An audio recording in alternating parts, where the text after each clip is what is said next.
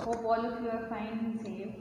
बेटा आज जो हम टॉपिक पढ़ेंगे वो है sampling and sampling distribution. Sampling क्या होती है? सैम्पलिंग एक प्रोसीजर होता है जिसमें हम सैम्पल जो हैं सिलेक्ट करते हैं। The procedure of selecting sample is called sampling. अब ये सैम्पल कहाँ से सिलेक्ट किए जाते हैं? पॉपुलेशन से। पॉपुलेशन जो है क्या है हमारे पास? The whole is called the population and the every unit of the population is called an element. Suppose आपकी क्लास जो है, मैं अभी क्लास की height average height find out करना चाहती हूँ, तो आपकी क्लास जो है वो क्या है? होल है, होल पॉपुलेशन है। और आप जो हर स्टूडेंट है उसका वो क्या कहलाएगा? एलिमेंट कहलाएगा। उसके बाद सेकेंड है, मैंने आपको बताया कि हम सैम्पलिंग में क्या करते हैं? सैम्पल सेलेक्ट करते हैं। अब ये सैम्पल क्या होते हैं? सैम्पल जो है वो representative part of the population है। जो पॉपुलेशन में क्या है? रिप्रेजेंटेटिव पार्ट है। रिप्रेजेंटेटिव से मेरा मेरी मुराद है कि जो आपकी क्लास को रिप्रेजेंट कर रहा हो, यानी कि आपकी क्लास की मैं एवरेज हाइट ले रही हूँ। आपकी क्लास जो है होल क्लास वो क्या है? पॉपुलेशन है। और एवरेज स्टूडेंट क्या है? उसका एक एलिमेंट है। फिर अब मैंने उस पॉपुलेशन में से एक स्पेसिफिक नंबर ऑफ एलिमेंट्स लिए एज अ सैम्पल। अब वो सैम्पल क्या है? वो रिप्रेजेंटेटिव है। रिप्रेजेंटेटिव कैसे? सपोज आपकी क्लास में कुछ स्टूडेंट्स ऐसे हैं जो हाइटेड होंगे और कुछ स्टूडेंट ऐसे होंगे जो क्या लेस हाइट, उनकी हाइट जो है कम होगी। अब जिनकी हाइट ज़्यादा है अगर मैं सारे वो सैम्पल में सेलेक्ट कर लेती हूँ और आपकी क्लास की एवरेज हाइट ज़्यादा आ जाती है, इट्स मीन कि जो सैम्पल मैंने दिया उसने आपकी क्लास को रिप्रेजेंट नहीं किया, वो एक रिप्रेजेंटेटिव सैम्पल नहीं है। या इसी तरह अगर मैं लेस हाइटेड स्टूडेंट हैं वो अपने सैम्पल में सेलेक्ट कर लेती हूँ, तो क्या होगा? वो भी रिप्रेजेंटेटिव सैम्पल नहीं होंगे, क्योंकि वो पूरी क्लास की एवरेज हाइट जो है हमें नहीं बता रहे, हमें मिसलीड कर रहे हैं। तो मेरा सैम्पल कब रिप्रेजेंटेटिव होगा? जब उसमें लेस हाइटेड स्टूडेंट भी होंगे, हाइटेड भी होंगे, और जिनकी हाइट जो है मीडियम है वो स्टूडेंट भी होंगे। तो इसका क्या मतलब हुआ कि हमारा जो सैम्पल है जो हमने पॉपुलेशन से ड्रॉ किया है वो रिप्रेजेंटेटिव होना चाहिए। फिर हम जो सैम्पल से जो हम पूरी पॉपुलेशन से, सपोज मैंने एक एवरेज फाइंड आउट की, आपकी पूरी क्लास की हाइट ली, मैंने उसकी एवरेज फाइंड आउट की, वो क्या कहलाएंगे? वो पॉपुलेशन पैरामीटर्स कहलाएंगे। क्या कहलाएंगे? Population parameters. पॉपुलेशन पैरामीटर जैसे मीन के लिए म्यू, वेरिएंस के लिए सिग्मा, स्टैंडर्ड डेविएशन के लिए, वेरिएंस के लिए सिग्मा स्क्वायर, ये पॉपुलेशन पैरामीटर्स हैं। और अगर हम सैम्पल से लेंगे, सैम्पल आपकी क्लास में से एक स्पेसिफिक मैंने रिप्रेजेंटेटिव पार्ट ले लिया है एज अ सैम्पल, उसकी मैं एवरेज फाइंड आउट कर रहा हूँ, यानी कि अरिथमेटिक मीन निकाल रही हूँ, तो वो क्या कहलाएंगे? या वेरिएंस निकाल रही हूँ, स्टैंडर्ड डेविएशन निकाल रही हूँ, वो क्या कहलाएंगे? Statistic, sample statistic. जैसे मीन एक्स बार हमने निकाल लिया, एस निकाल लिया, एस स्क्वायर निकाल लिया, ये क्या है? ये सारे क्या है? सैम्पल स्टैटिस्टिक कहलाते हैं। यानी कि पूरी पॉपुलेशन, होल पॉपुलेशन को यूज़ करते हुए जो भी हम उसके डिस्ट्रीब्यूशन की जितने भी हम वैल्यूज फाइंड आउट करेंगे वो क्या करेंगे? Population parameter. और अगर मैं सैम्पल लूँगी और सैम्पल की मैं इनकी सारी जो वैल्यूज़ हैं वो फाइंड आउट करूँगी, mean, median, mod, standard deviation, etc., तो वो क्या कहलाएंगे? सैम्पल स्टैटिस्टिक कहलाएंगे, जैसे कि मैंने आपको यहाँ पर लिख के बताया। अब जो सैम्पल है वो क्या है? सैम्पल विद रिप्लेसमेंट भी होती है। सैम्पलिंग जो हम करते हैं, सैम्पलिंग क्या है? Procedure of selecting sample, procedure of selecting sample क्या कहलाता है? सैम्पलिंग कहलाता है। सैम्पलिंग विद रिप्लेसमेंट भी होती है, विद रिप्लेसमेंट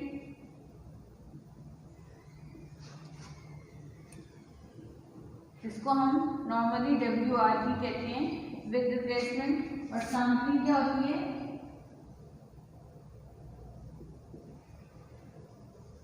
विदाउट रिप्लेसमेंट,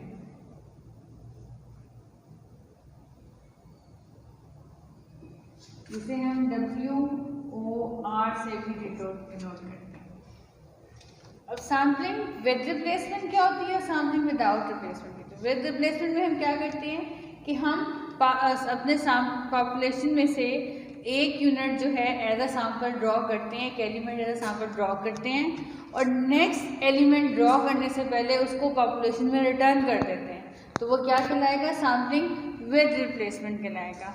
इसी तरह अगर हम पॉपुलेशन में से एक ऐसा सैंपल ड्रॉ कर रहे हैं और नेक्स्ट सैंपल ड्रॉ करने से पहले उसको रिप्लेस नहीं करते, उसको वापस सैंपल में पॉपुलेशन में ऐड नहीं करते, तो हमारे पास सैम्पलिंग क्या कहलाएगी, विदाउट रिप्लेसमेंट कहलाएगी। जैसे कि suppose I have a box और उसमें मैंने क्या है डिफरेंट स्टेप्स पे मैंने आप लोगों के नेम लिखे और उस बॉक्स में डाल दिए टू सिलेक्ट द सैंपल। उसमें से मैंने एक स्टेप निकाली, उस पर जिसका नाम लिखा हुआ था मैंने बोर्ड पे लिखा। अब आई हैव टू मेथड्स, अगर मैं उसको दोबारा बॉक्स में डाल दूंगी तो ये सैम्पलिंग विद रिप्लेसमेंट हो जाएगी, और अगर मैं उसको दोबारा बॉक्स में नहीं डालूंगी वो सैम्पलिंग विदाउट रिप्लेसमेंट हो जाएगी। सैम्पलिंग विद रिप्लेसमेंट में हर सैंपल की जो प्रोबेबिलिटी है वो एंड तक सेम रहती है, यानी कि अगर 50 स्टूडेंट्स थे, फर्स्ट मैंने निकाली, उसको नेम लिखा, उसको उस बच्चे को दोबारा उसमें डाल दिया बॉक्स में, तो वो क्या हो जाएगा, सैम्पलिंग विद रिप्लेसमेंट। दोबारा से 50 उसके अंदर बॉक्स के अंदर स्टेप्स हो जाएंगी, तो क्या हो जाएगा, सैम्पलिंग विद रिप्लेसमेंट। लेकिन अगर मैंने वो एक स्टेप निकाली है, आपका नेम लिखा है, उसको फाड़ के फेंक दिया या उसको एक साइड पे डाल दिया है, तो वो क्या हो जाएगा, सैम्पलिंग विदाउट रिप्लेसमेंट, क्योंकि नेक्स्ट टाइम जो नेक्स्ट सैंपल हम ड्रॉ करेंगे तो अब बॉक्स के अंदर 50 स्ट्रिप्स नहीं है, 49 है। इसी तरह नेक्स्ट का एक और निकाल लेंगे तो 48 रह जाएंगी। तो विदाउट रिप्लेसमेंट में प्रोबेबिलिटी ऑफ सिलेक्टिंग सैंपल जो है वो टाइम टू टाइम चेंज रहती है, हर ड्रॉ में चेंज रहती है, लेकिन विद रिप्लेसमेंट में क्या होता है, सेम रहती है। उसके बाद हमारे पास क्या है, सैंपलिंग यूनिट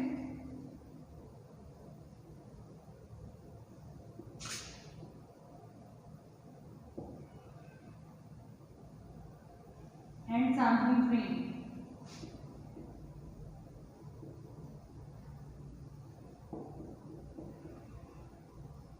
अब सैंपलिंग यूनिट क्या होती है बेटा, सैंपल में जितने भी हमने एलिमेंट सेलेक्ट किए हैं उनकी कंप्लीट लिस्ट क्या कहलाते हैं, सैंपलिंग यूनिट कहलाते हैं। और complete list of sampling unit क्या कहलाती है, हमारे पास फ्रेम कहलाती है। The population must be divided part that are called sampling unit. हमारे जैसे आपकी क्लास है, क्लास के जो हर स्टूडेंट है वो क्या है, एक सैम्पलिंग यूनिट है, वो सैंपल में सिलेक्ट हो सकता है। और आपके क्लास के जितने भी स्टूडेंट्स की जो नेम में भी सिलेक्ट कर रही हूँ, नेम की जो लिस्ट है वो क्या कहलाएगी, sampling frame. So sampling unit क्या हुआ, यानी कि every element of the population is called a sampling unit, क्योंकि that has an equal chance of selecting as a sample and the complete list of sampling unit is called sampling frame. यानी कि जो complete list है वो क्या कहलाएगी, sampling frame कहलाएगी। अब सैम्पलिंग डिज़ाइन क्या होता है,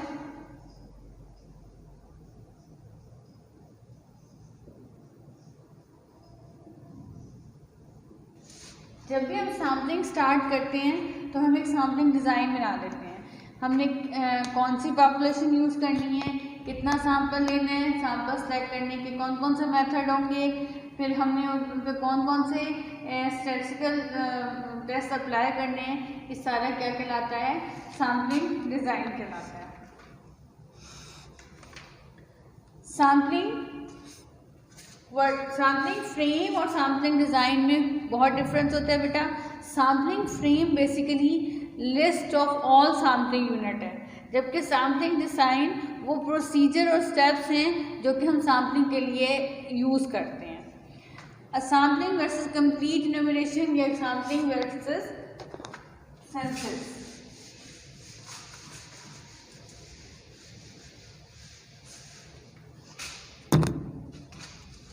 sampling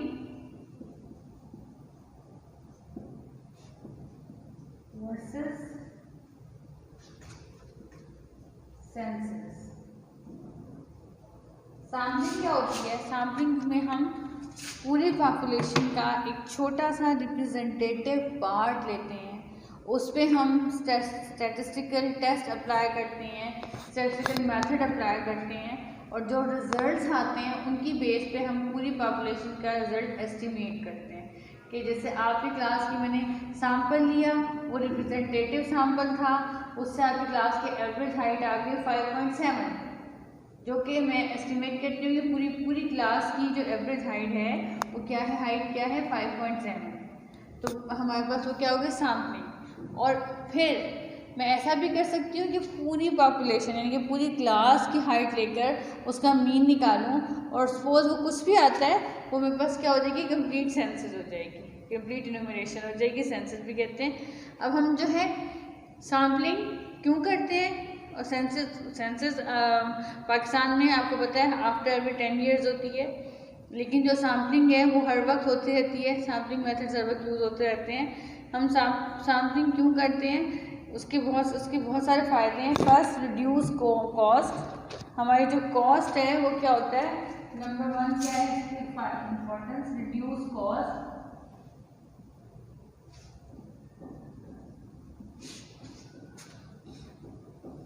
greater speed,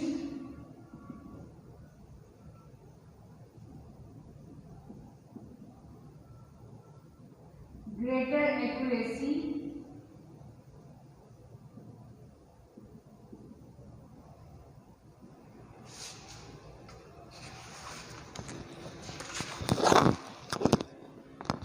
greater scope and destructive test.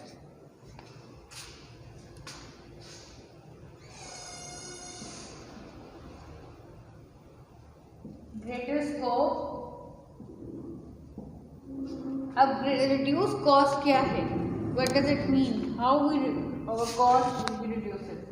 Suppose I want to find out the average height या IQ level of BBA of Punjab के जितने BBA के स्टूडेंट हैं और 4th सेमेस्टर में उनका IQ लेवल चेक करना चाहती हूँ। अब अगर मैं पूरे स्टूडेंट्स एक स्टूडेंट्स का IQ लेवल सेट करूँ पूरे पंजाब के, तो आपको पता है कि पंजाब में BBA के जो है 4th सेमेस्टर के हज़ारों स्टूडेंट होंगे, तो क्या होगी, मैं खुद नहीं कर सकती, मुझे कोई पर्सन हायर करना पड़ेगा, प्लेस टू प्लेस ट्रैवल करना पड़ेगा। फिर मैं अगर कोई पर्सन हायर करती हूँ, कोई अपना असिस्टेंट रखती हूँ, तो उसको भी मुझे साथ साथ ट्रैवल करना पड़ेगा, तो मेरी क्या है कॉस्ट जो है बढ़ जाएगी। फिर अगर मैं खुद ये कर रही हूँ तो मुझे एक इंस्ट्रूमेंट चाहिए और मेजरिंग स्केल का, लेकिन अगर मैं 2-4 पर्सन हायर करती हूँ तो मुझे इंस्ट्रूमेंट स्केल भी ज़्यादा चाहिए होंगे। तो उसका क्या मतलब है, कॉस्ट जो है हमारी कंप्लीट इन्यूमरेशन में या सेंसस में कंप्लीट इन्यूमरेशन में कॉस्ट जो है हमारी बहुत इंक्रीज हो जाती है। फिर जबकि सैम्पलिंग में क्या होती है, हमारी कॉस्ट क्या है, रिड्यूस हो जाती है। हम क्या करते हैं, थोड़ा सैंपल लेते हैं, वो ज़्यादा लोग भी हायर नहीं करने पड़ेंगे, और सारा जो मेरी कॉस्ट है वो बढ़ जाएगी। फिर क्या, ग्रेटर स्पीड। अब आप ये देखें, अगर मैं पूरे पंजाब के स्टूडेंट्स का मैं ये कर रही हूँ, एक स्टूडेंट का मैं IQ लेवल चेक करूँगी, तो मेरी स्पीड क्या हो जाएगी, स्लो हो जाएगी, यानी कि मुझे टाइम ज़्यादा स्पेंड करना पड़ेगा, टाइम कंज्यूमिंग हो जाएगा। अगर मैं सैंपल लेके करूँगी तो मेरी जो स्पीड है वो ज़्यादा बढ़ जाएगी, मैं जल्दी से काम कर लूँगी। तो क्या है, हमारे पास जो सैम्पलिंग है उसकी वजह से हमारी स्पीड जो होता है ग्रेटर होता है, हम बहुत जल्दी अपने रिजल्ट जो है वो फाइंड आउट कर लेते हैं as compare to complete enumeration. Greater accuracy, obviously जब मैं कम स्टूडेंट का हाइट मेजर कर रही हूँ या IQ लेवल चेक कर रही हूँ तो मेरा काम ज़्यादा एक्यूरेट होगा बनस्बत ज़्यादा के। सपोज मैं डेली अगर मैं 5 स्टूडेंट्स का IQ लेवल चेक करती हूँ या 50 का चेक करती हूँ, अब आप ये देखिए 5 का मैं बहुत कॉन्शियस होकर कर रही हूँ, मैं रिजल्ट जो दे रही हूँ बहुत एक्यूरेट दे रही हूँ। जब मैं 50 कर रही हूँ जाहिर बात है मैं थक भी सकती हूँ, और फिर इतने ज़्यादा कर करके मेरी जो एक्यूरेसी है उसमें फ़र्क पड़ेगा। तो बात यह है कि पॉपुलेशन या कंप्लीट सेंसस से हम क्या करेंगे, हमारी एक्यूरेसी पे इफेक्ट पड़ता है, जबकि हम सैम्पलिंग जब करते हैं तो हमारी एक्यूरेसी क्या होती है, ग्रेटर होती है, सही हम एक्यूरेट लेते हैं। और ग्रेटर स्कोप, इसका स्कोप भी बहुत ज़्यादा है, हम कम वक्त में कम टाइम में और ज़्यादा एक्यूरेट रिजल्ट हासिल कर लेते हैं एज़ कम्पेयर टू सेंसस। तो ये क्या है, एडवांटेजेस हैं हमारे पास सैम्पलिंग करने के। अब हम चलते हैं कुछ एरर, सैम्पलिंग एरर और कुछ है non sampling error. Sampling error वो एरर होते हैं जो कि हम सैम्पलिंग के दौरान हमसे हो जाते हैं। सैम्पलिंग जैसे हमने मैंने डाटा चेक किया, सैम्पलिंग लिया, तो क्या हुआ, उसकी मैंने हाइट में ये की तो हाइट जो है वो 3.5 आई, मैंने 3.57 आई, मैंने 3.6 कर दी, या 3.454 आई तो मैंने 3.5 ली थी। तो ये क्या होते हैं, सैम्पलिंग एरर होते हैं। और कुछ होते हैं non sampling error. Sampling error reduce हो जाते हैं एज वी इम्प्रूव द अब जब हम अपना सैम्पल साइज जो है इंक्रीज करते हैं तो क्या होते हैं, सैम्पलिंग एरर क्या होते हैं, रिड्यूस हो जाते हैं। जबकि नॉन सैम्पलिंग एरर वो एरर होते हैं जो रिड्यूस नहीं होते हैं। जैसे बहुत बड़ा डाटा है और जब मैंने कंप्यूटर ऑपरेटर हायर किया, उससे कहा डाटा को कंप्यूटर में फीड करो, उसने फीड करते हुए 2-3 ऑब्जर्वेशन क्या कर दी, गलत एंटर कर दी। ये नॉन सैम्पलिंग एरर हैं जो कि रिड्यूस नहीं होते, लेकिन सैम्पलिंग एरर जो हैं पॉपुलेशन साइज इंक्रीज करने से रिड्यूस हो जाते हैं। अब हमारे पास है सैम्पलिंग, हम किन 2 मेथड से करते हैं। सैम्पलिंग के कौन से मेथड्स हैं, बेसिकली सैम्पलिंग हम करते हैं probability sampling and non probability sampling.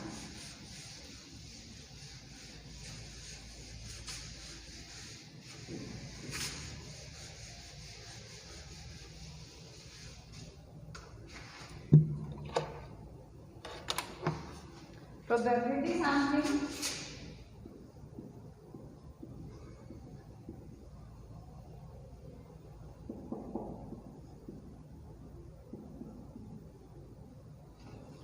and non-probability sampling.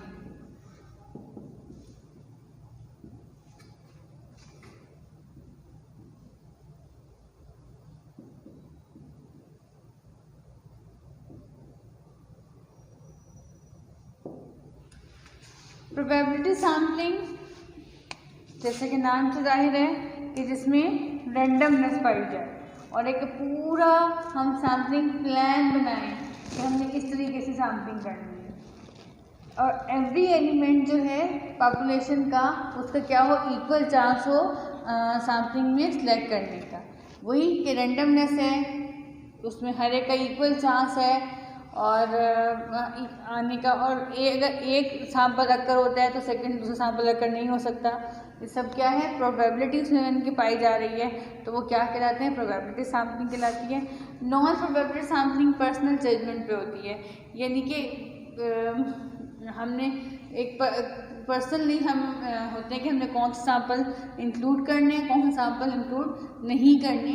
जैसे कि मैं आपको एग्जांपल देती हूँ, सपोज मैंने आपकी क्लास की एवरेज हाइट मालूम करनी है, या मैंने आपकी क्लास का IQ लेवल मालूम करना है, या आपसे क्लास से कोई टेस्ट लेना है, कुछ भी करना है, तो मैं क्या करूँगी, आपकी क्लास से एक रिप्रेजेंटेटिव सैंपल ड्रॉ किया, ठीक है। आपकी क्लास में से हर स्टूडेंट्स का इक्वल चांस है उसमें सेलेक्ट होने के, अगर मैं उसको प्रोबेबिलिटी मेथड से करूँ। अब फर्ज करें कि मुझे आपकी क्लास में से 2 ऐसे स्टूडेंट सेलेक्ट करने हैं जो नात अच्छी पढ़ते हो और नात कंपटीशन में हिस्सा ले सकते हो। तो ये क्या होगा, अगर मैंने 2, मुझे पता है क्लास में कौन से स्टूडेंट हैं जो अच्छी नात पढ़ते हैं, अब उनका IQ लेवल कुछ भी हो, उनकी हाइट कुछ भी हो, स्टडी में वो कैसे भी हो, मैंने उन 2 को सिलेक्ट करना है, ये मेरी अपनी पर्सनल जजमेंट पर है। तो वो क्या कहलाता है, non probability sampling. One is probability sampling, second is non-probability sampling. Probability sampling में क्या है, simple random sampling,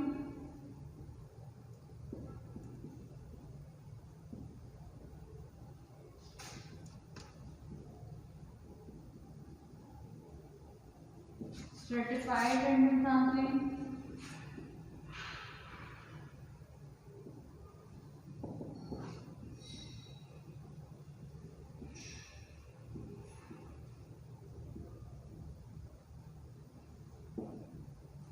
systematic random sampling,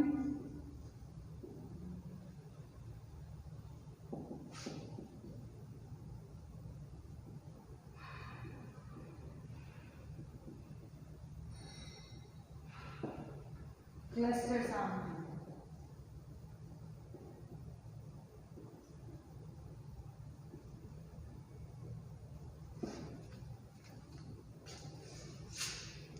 ये प्रोबेबिलिटी सैंपलिंग में,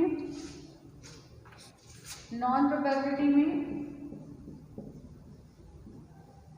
जजमेंट सैंपलिंग,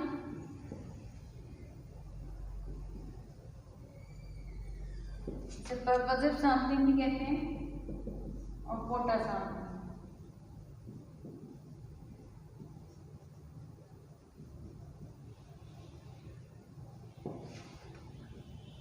अब हम देखते हैं कि ये जो सैंपलिंग के मेथड्स हैं ये क्या हैं। फर्स्ट है सिंपल रैंडम सैंपलिंग, जिसका नाम बताया जा रहा है कि सिंपली रैंडमनेस इसमें पाई जाती है। वही मेथड कि मैं आप लोगों के नाम लिख के एक बॉक्स में डाल लूँ, या रैंडम नंबर टेबल यूज़ कर लूँ, या रैंडमली मैं किसी चीज़ को सिलेक्ट करूँगी ना, वो क्या कहलाएगा, simple random sampling. Simple random sampling में हर एक इक्वल चांस होता है, और सिंपल सा मेथड है, इजीली लोग अडॉप्ट करते हैं। इसके बाद क्या है, stratified random sampling. Stratified random sampling में हमारे पास पॉपुलेशन ऐसी होती है कि उसमें मुख्तलिफ तरह के एलिमेंट्स पाए जाते हैं जो कि होमोजीनियस होते हैं। हम क्या करते हैं, जो होमोजीनियस पॉपुलेशन होती है, जो एरिया होते हैं, हम क्या कहते हैं, होमोजीनियस ग्रुप बनाते हैं। पॉपुलेशन के होमोजीनियस ग्रुप बनाते हैं। सपोज आपकी क्लास में कुछ मेल स्टूडेंट है, कुछ फीमेल स्टूडेंट है। अब मेल स्टूडेंट्स की तादाद सपोज ज़्यादा है, फीमेल की कम है। अगर हम सिंपल रैंडम सैंपलिंग से हम अपना डाटा सेलेक्ट करें तो क्या होगा, उसमें हो सकता है सारे के सारे मेल आ जाएं, या सारे के सारे फीमेल आ जाएं, और हमारा डाटा जो है हमें सही गाइड करें, मिसलीड करें। तो हम क्या करेंगे, स्ट्रेटिफाइड रैंडम सैंपलिंग करेंगे। स्ट्रेटिफाइड बना देंगे होमोजीनियस ग्रुप का, बॉयज का एक स्ट्रेटा होगा और गर्ल्स का एक स्ट्रेटा होगा। जो ग्रुप बनाएंगे हम उसको क्या कहते हैं, स्ट्रेटा। उस स्ट्रेटा के अंदर से भी हम क्या करेंगे, सिंपल रैंडम सैंपलिंग करेंगे। ये मेथड क्या कह रहा है, स्ट्रेटिफाइड रैंडम सैंपलिंग। इसके बाद क्या है, स्ट्रेटिफाइड रैंडम सैंपलिंग में क्या, फर्स्ट हमने क्या करनी है, स्ट्रेटा ड्रॉ करनी है और होमोजीनियस ग्रुप के। उसके बाद उस ग्रुप में से हमने क्या कर लेना है, सिंपल रैंडम सैंपलिंग के थ्रू अपना सैंपल ड्रॉ कर लेना है। स्ट्रेटिफाइड रैंडम सैंपलिंग जो है वो बेस्ट सैंपलिंग भी कहलाती है, सबसे बेहतरीन प्रोसीजर भी कहलाता है। उसके बाद क्या है, systematic random sampling. Systematic sampling में क्या होता है, जैसे कि नाम से जाहिर है कि हमें सिस्टम के थ्रू सिस्टमैटिकली हम जो है वो डाटा कलेक्ट करते हैं। उसके लिए सपोज जैसे आपकी क्लास है, मैंने एक नंबर ड्रॉ के जरिए 1 to 9 मैंने नंबर लिए और एक ड्रॉ के जरिए मैंने नंबर 4 सेलेक्ट कर लिया।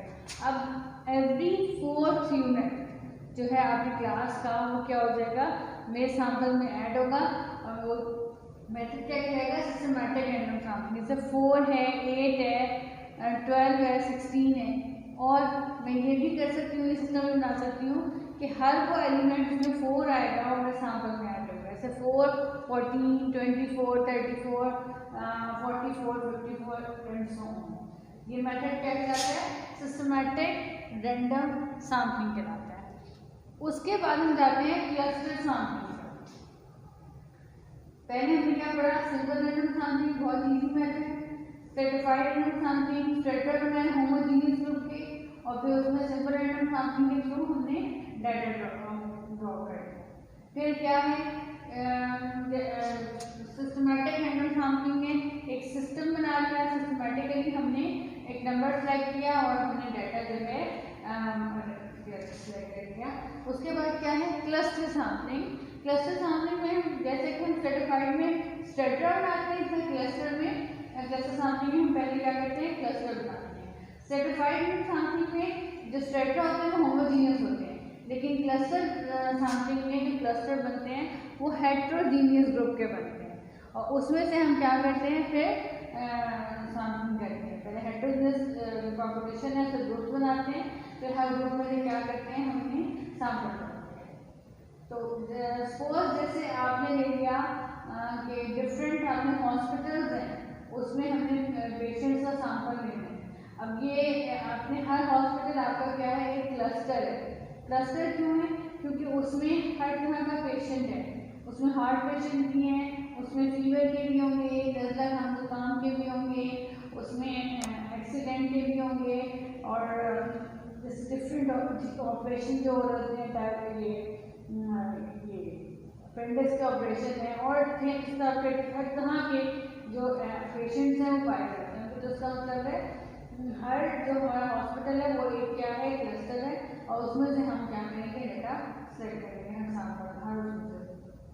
हर हॉस्पिटल। तो आपने क्या सीखा प्रोबेबिलिटी सैम्पलिंग के? आपने 4 बेसिक मेथड पढ़े, simple random sampling, stratified random sampling, systematic random sampling and cluster sampling. Simple में आपने सिंपली डेटा ड्रॉ किया, सिंपली पॉपुलेशन का आपने उसमें सिंपली हमने सेलेक्ट कर लिया।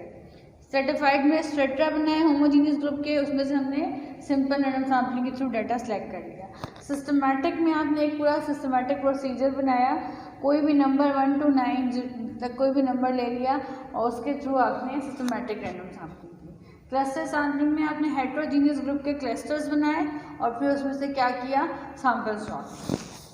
इसके अलावा आज एक मल्टी स्टेज सैम्पलिंग भी होती है, जहाँ पे सैम्पलिंग सिर्फ एक स्टेज पे नहीं होती, वो भी प्रोबेबिलिटी सैम्पलिंग की एक टेक्निक है कि बल्कि मुख्तलिफ स्टेजेस पे हम उसको उसमें से बार बार सैम्पलिंग करते हैं। जैसे आपके जॉब्स के लिए जब इंटरव्यू होते हैं तो क्या होता है, मल्टी फेज सैम्पलिंग हो रही होती है। पहले आपको जितने भी एप्लीकेंट आते हैं उसमें सेलेक्ट किए जाते हैं कि किनका टेस्ट किया जाएगा, फिर टेस्ट जिन्होंने क्लियर किया था उनमें से सिलेक्ट किए जाते हैं कि जिन्होंने क्या करना है, इंटरव्यूज़ देना है, फिर इंटरव्यू में जिसकी सिलेक्शन होती है वो सिलेक्ट की जाती है। तो ये क्या हो जाता है, मल्टी स्टेज सैम्पलिंग होता है। नॉन प्रोबेबिलिटी सैम्पलिंग की तरफ आएँ। नॉन प्रोबेबिलिटी सैम्पलिंग यानी कि इसमें प्रोबेबिलिटी रैंडमनेस नहीं पाया जा रहा। फर्स्ट जो सैम्पलिंग मेथड है वो जजमेंट सैम्पलिंग है, यानी कि मेरी जैसे मैं आपकी क्लास में जब सिलेक्ट कर रही हूँ तो मेरी अपनी पर्सनल जजमेंट पर है कि मैंने कौन कौन सा सैम्पल यहाँ से सिलेक्ट करना है। ठीक है, ये इतना अच्छा सा मेथड नहीं होता कि क्योंकि इसमें फेवरेटिज्म पाई जाती है। हो सकता है मैंने 2 स्टूडेंट को सिलेक्ट करना है और मुझे पता है क्लास में 4 और 5 स्टूडेंट हैं जो बहुत अच्छी नात पढ़ते हैं, लेकिन मैं उन 2 को पसंद करूँगी जिनको मैं समझ रही हूँ कि बहुत अच्छी नात पढ़ते हैं। तो फिर एट सम हाउ इसमें कोई ना कोई फेवरेटिज्म आ गई है। तो ये क्या है, जजमेंट सैम्पलिंग है जो मेरी अपनी पर्सनल जजमेंट पे बेस करती है और ये इतना अच्छा मेथड नहीं है। उसके बाद आती है कोटा सैम्पलिंग। कोटा सैम्पलिंग जैसे कि आपने देखा कि गवर्नमेंट ने जॉब्स में डिफरेंट कोटाज रखे होते हैं। जैसे फीमेल के लिए 5% कोटा है कि 5% हमने फीमेल लाजमी सेलेक्ट करनी है, चाहे वो मेरिट पे आएँ चाहे ना आएँ, तो वो उनकी सिलेक्शन जो है हो जाती है 5%। इनके आउट ऑफ अगर 100 पोस्ट हैं तो उसमें से 5 जो हैं वो फीमेल होंगी। तो कोटा सैम्पलिंग आप जब एडमिशन ले रहे होते हैं तो इसमें भी डिफरेंट माइनॉरिटीज़ के कोटे होते हैं, डिसेबल पर्सन के कोटे होते हैं, टीचर्स डॉटर के या टीचर सन के कोटे होते हैं। तो ये सारा कौन सा कोटा सैम्पलिंग है जिसमें भी कोई रैंडमनेस नहीं पाई जाती कि हम उसको रैंडमली सिलेक्ट नहीं करते, बल्कि पर्सनल जजमेंट पर या कोटा सिस्टम पर वो क्या होता है, सिलेक्ट होता है। इसके अलावा एक और मेथड है नॉन प्रोबेबिलिटी सैम्पलिंग का, वो क्या है, कन्वीनियंस सैम्पलिंग। कन्वीनियंस सैम्पलिंग कौन सी सैम्पलिंग होती है, यानी कि जहाँ से जिस तरह हमें डाटा अवेलेबल होता है हम वहाँ से डाटा कलेक्ट कर लेते हैं। सपोज मैंने लीवर कैंसर के पेशेंट करने हैं of all over the Multan. अब मुल्तान में लीवर कैंसर के पेशेंट जो हैं वो बहुत ज़्यादा हो भी सकते हैं, नहीं भी हो सकते, आई डोंट नो। बहरहाल ये है कि अब मैं तो सिर्फ उन पेशेंट तक पहुंच सकती हूँ ना जो कि हॉस्पिटल में एडमिट हुए या किसने हॉस्पिटल पहुँचे।